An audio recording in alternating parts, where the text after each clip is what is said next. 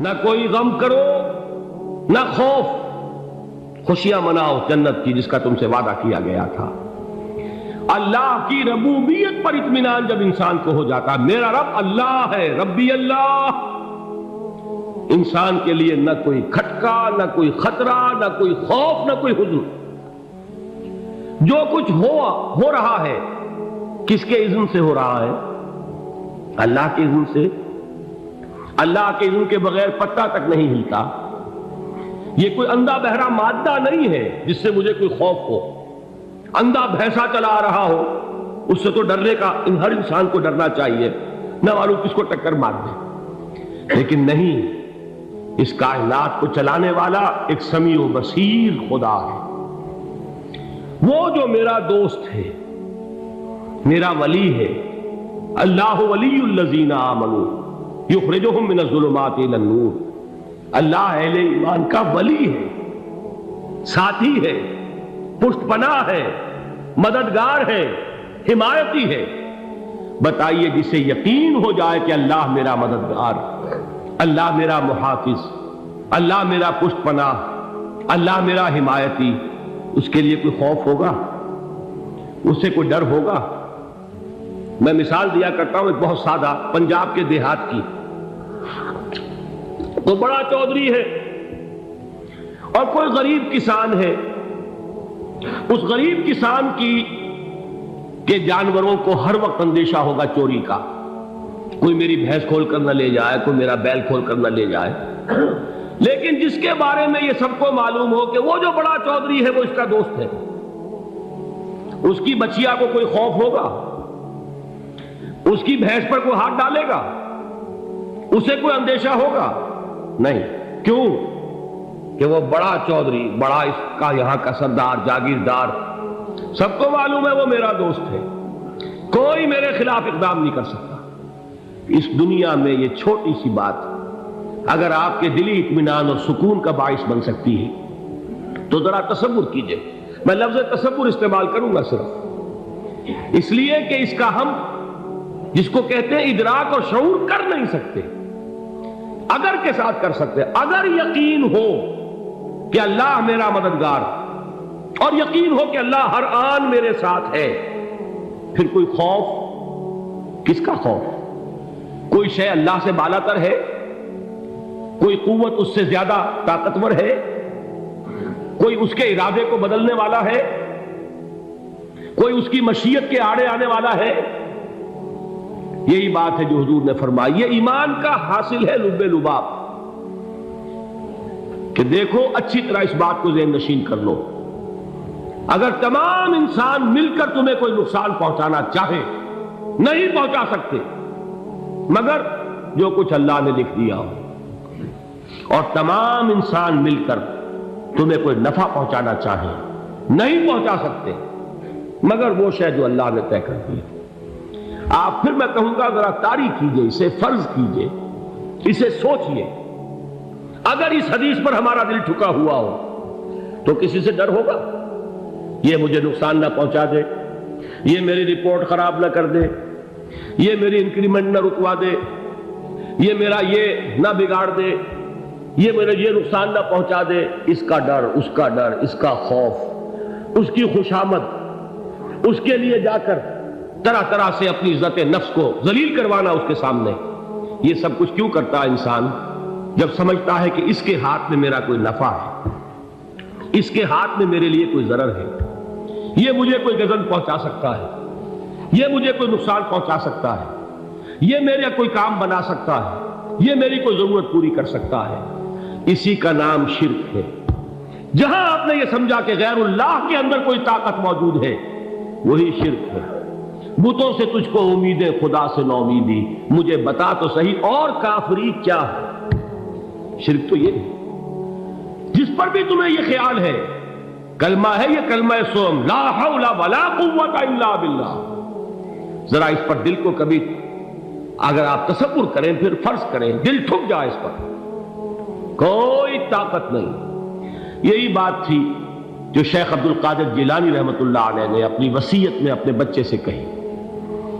11ویں دینے والے ہیں لیکن حضرت شیخ عبد القادر جیلانی کی وصیت اور تعلیمات کو کتنے لوگ ہیں کہ جانتے ہو؟ یہ جن مقامات تک پہنچے ہیں وہ کس چیز کی بدولت پہنچے؟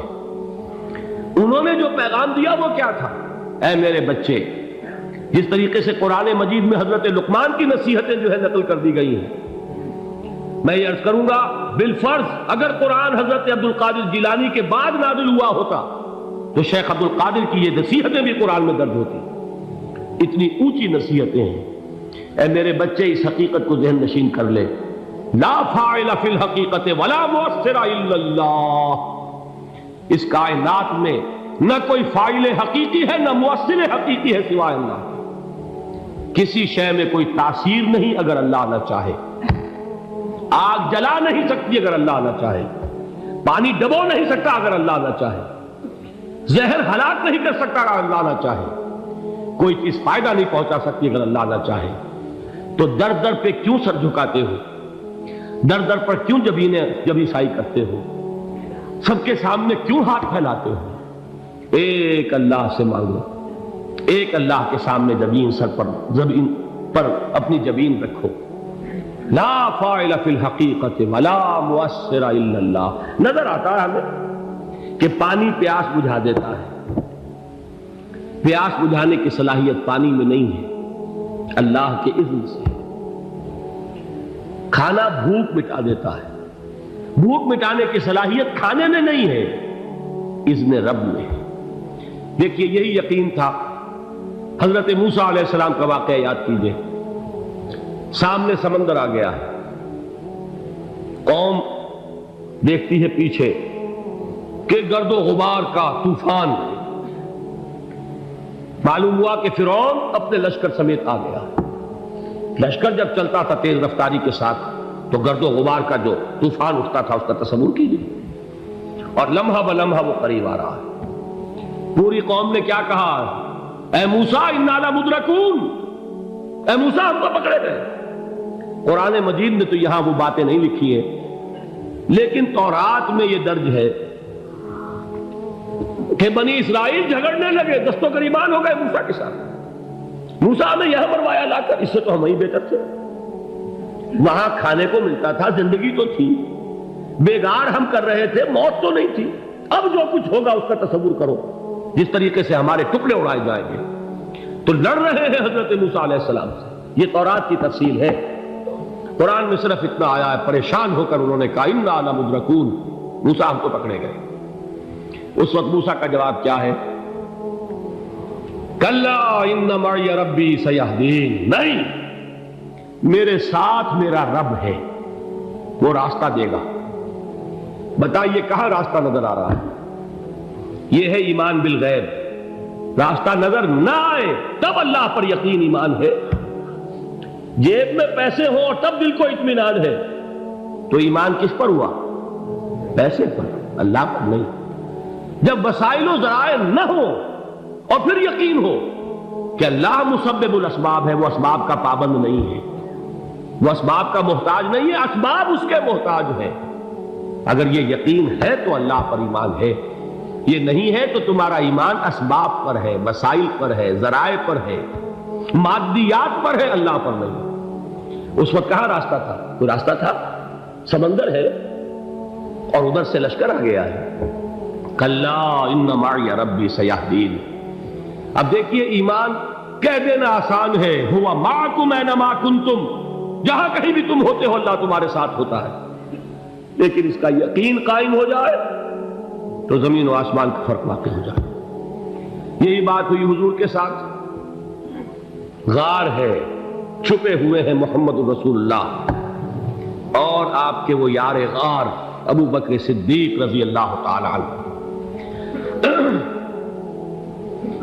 اقبال نے حضرت ابو بکر کی شان میں چند اشعار کہیں صرف، لیکن واقعہ یہ ہے کہ بھاری بھاری نظموں پر اور قصیدوں پر بھاری ہے، طویل ترین نظمیں اور قصیدے ہوں ان پر بھاری ہے۔ ہمتیں